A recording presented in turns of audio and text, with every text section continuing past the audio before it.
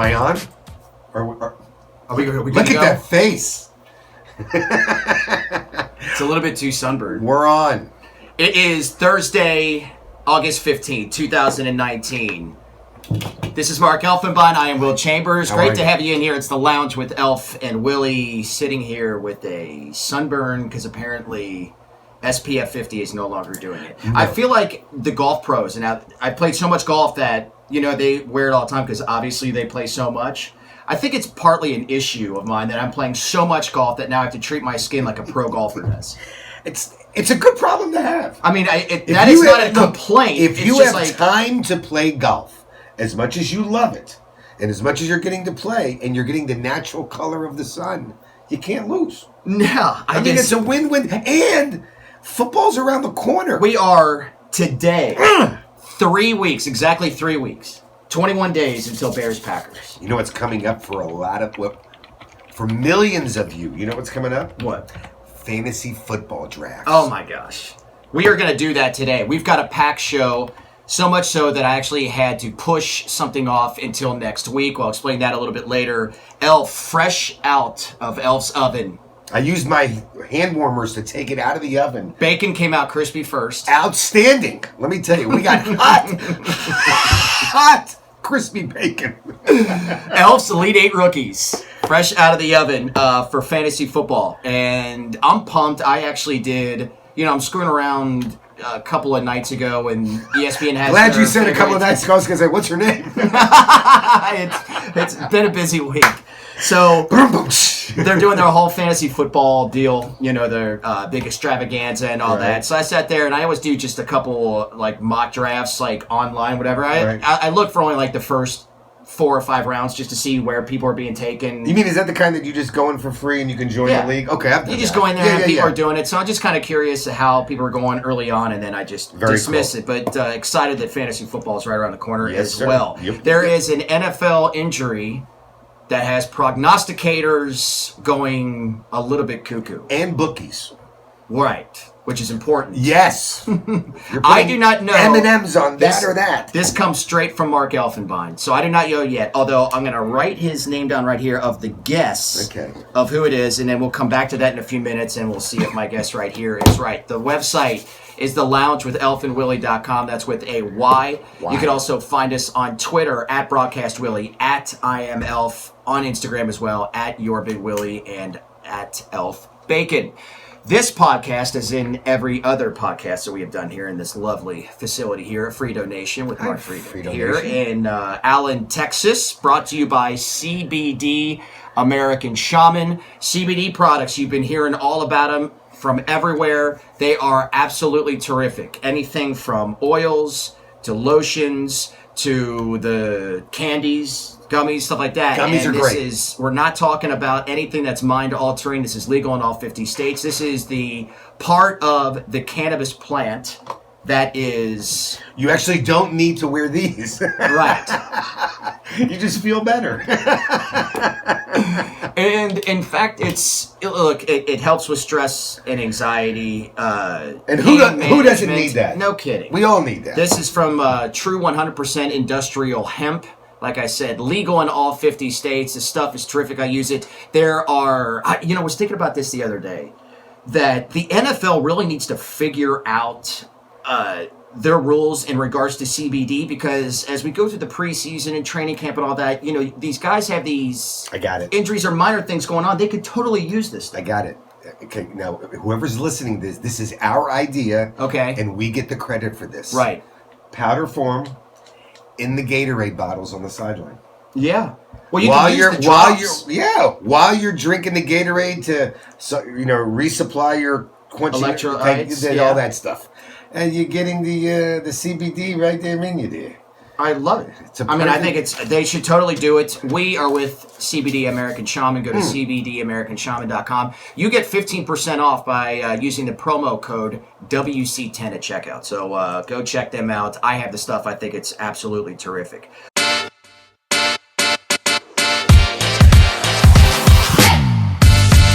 Now, we have done this discussion in a lot of different ways. Right. However, the last time we were together, that was a couple of weeks ago, so Right. some things have changed. Yes. And as we've talked about it, you and I are on different ends of the spectrum as far as how we've approached or how we look at Zeke's holdout. Right. And whereas I completely understand why Zeke is doing it.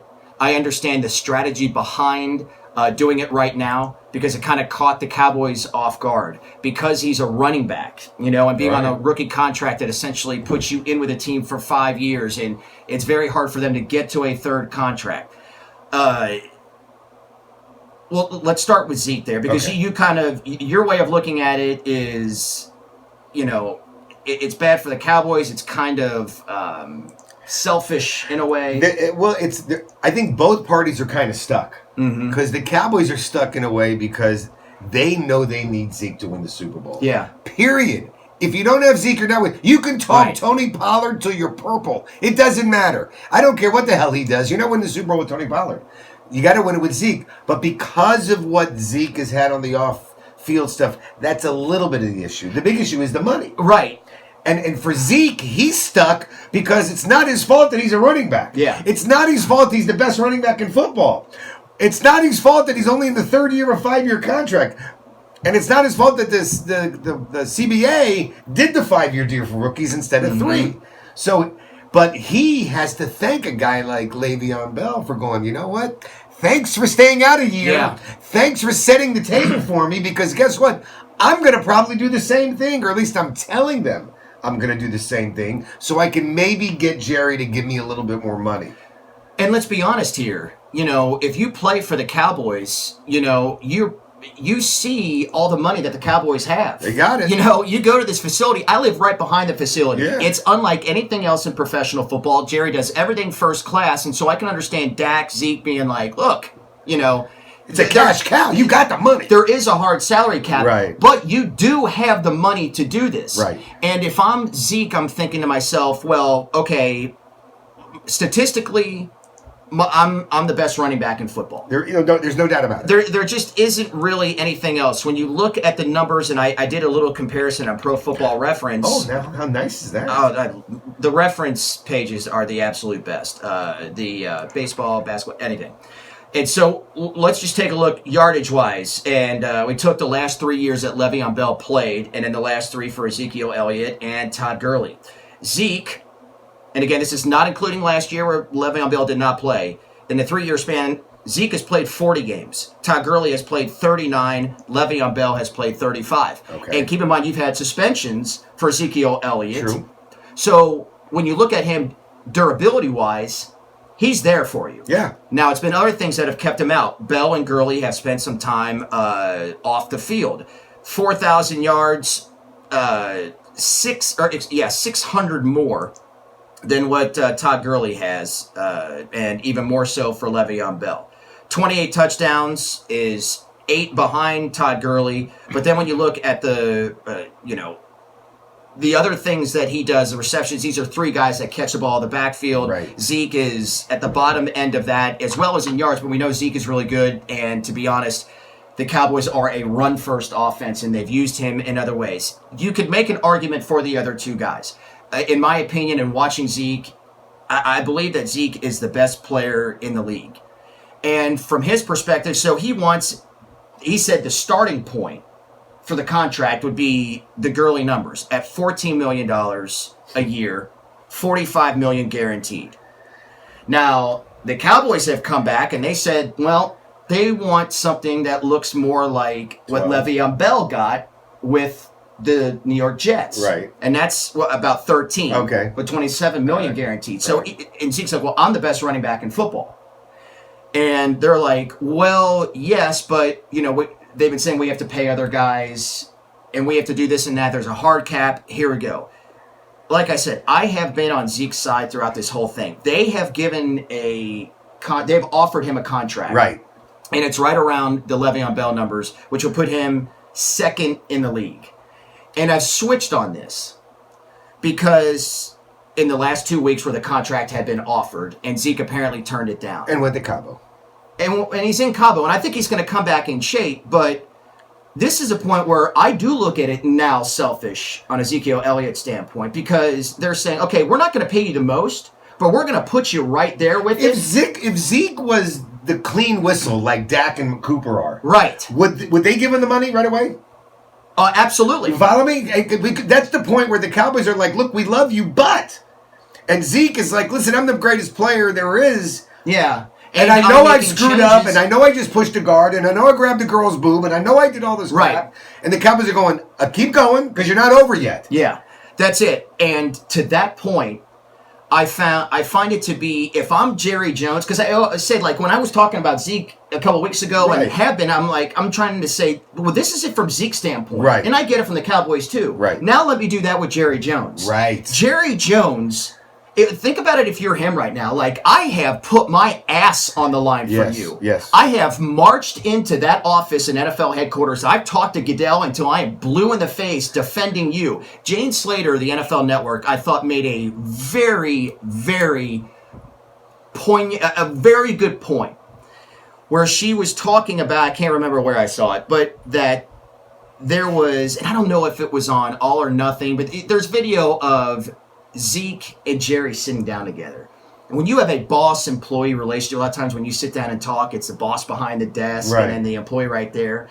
Jerry had come over and was sitting next to Zeke on the other side of the desk and talking to him like that. And I think that the message that picture gives you is that he says to him, he's like, I've got your back. Yeah, friends. I've got your back. We're friends. Well, it's, your employer has gone to bat for you. Okay? He's got your back.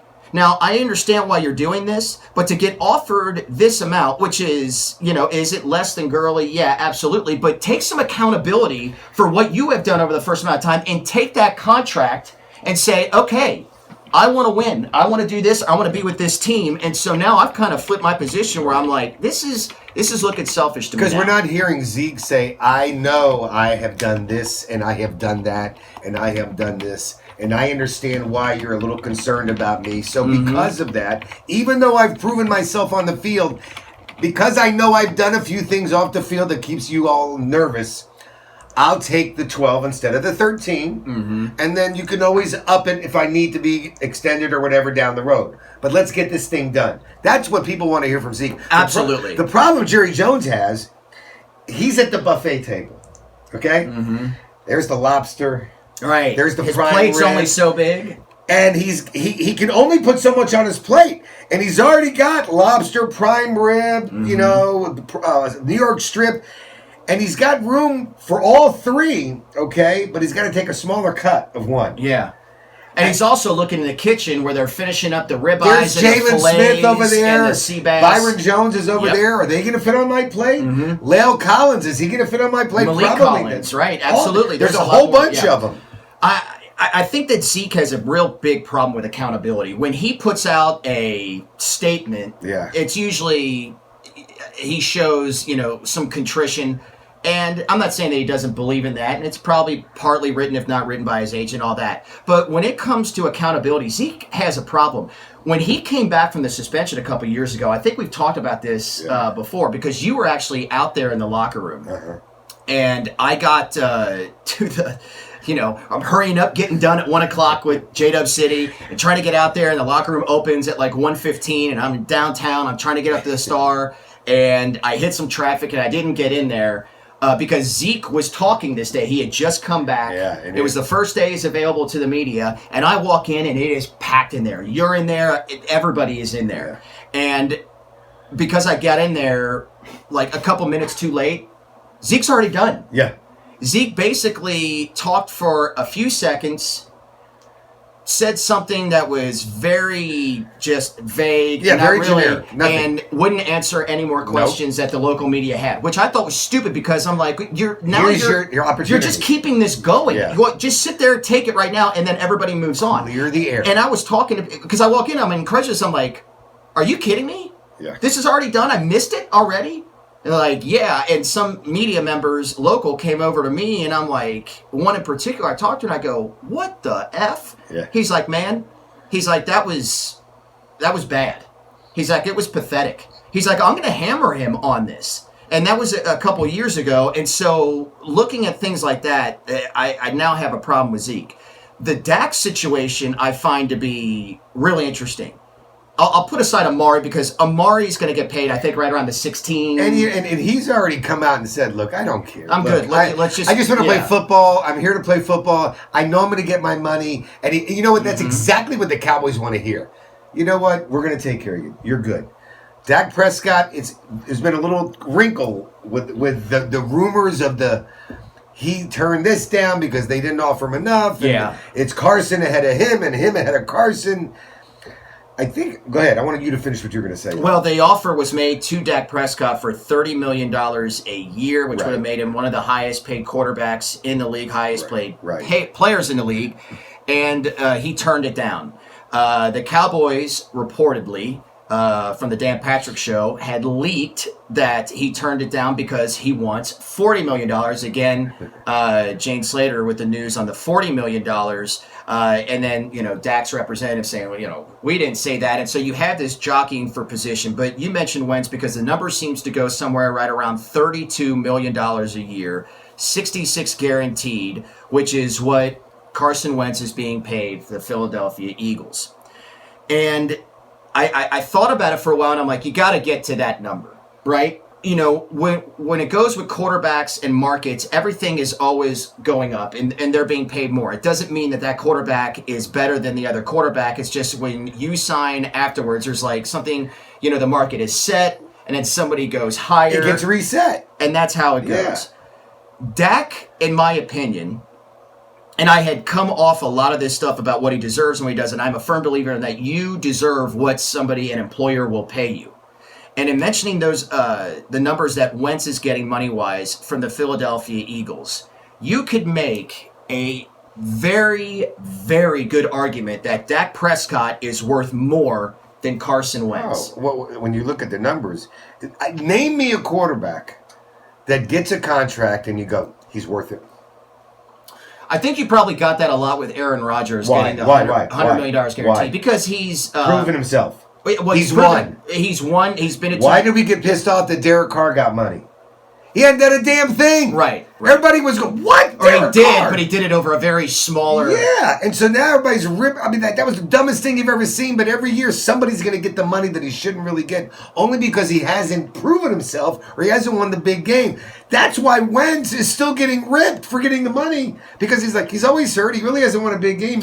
Well, I don't even think he's really getting ripped, although people do bring it up, and that's what I'm going to say right here. Like, it's amazing because I think when we look at quarterbacks, Elf, we take it as if we get so seduced by arm strength and arm talent. Right. And there's no question that Wentz has that over Dak Prescott. Yes. And so I wanted to take a look, and I understand, look, statistics do not tell the entire story, but they do tell a story. Yes. And look at these. In these numbers, there's very little, if any, where Carson Wentz actually has better numbers than Dak Prescott over their career, both coming in 2016.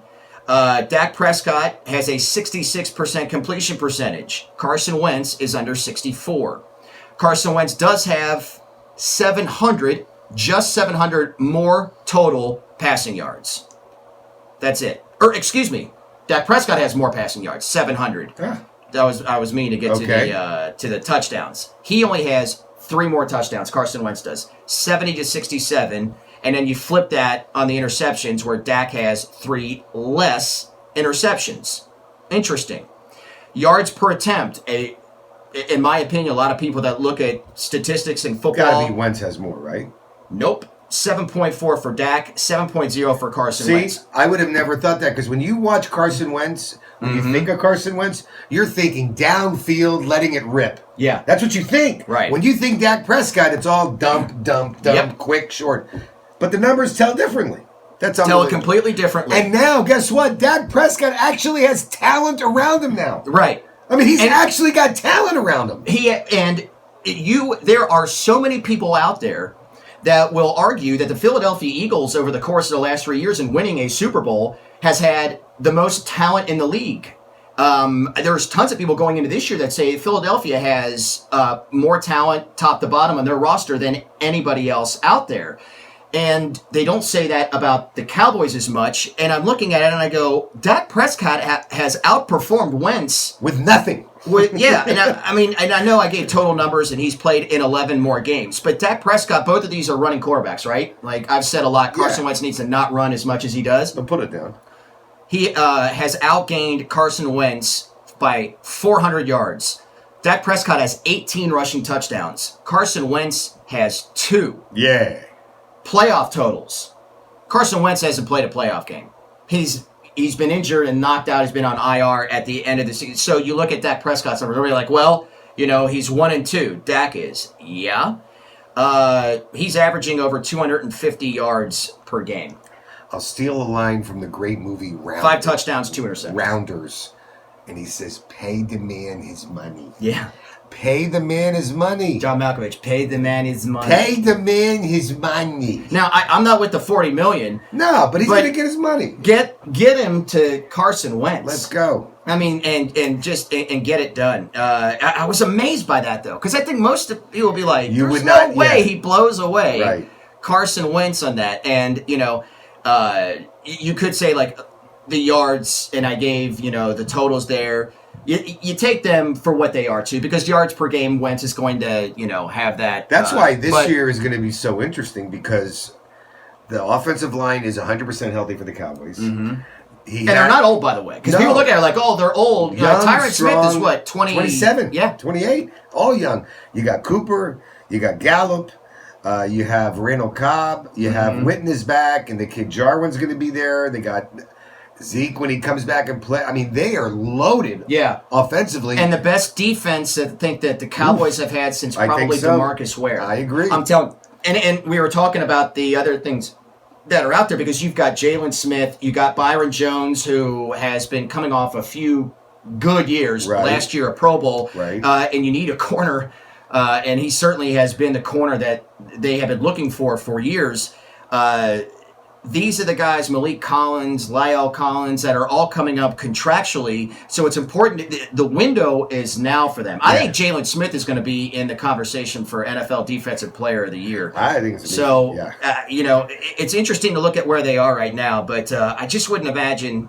Carson Wentz per game averages are probably a little bit better, but overall, I would listen and might even agree with you that Dak Prescott could be the better quarterback, despite not having maybe the arm talent that Carson Wentz has. It's going to be fun to watch this year. It is.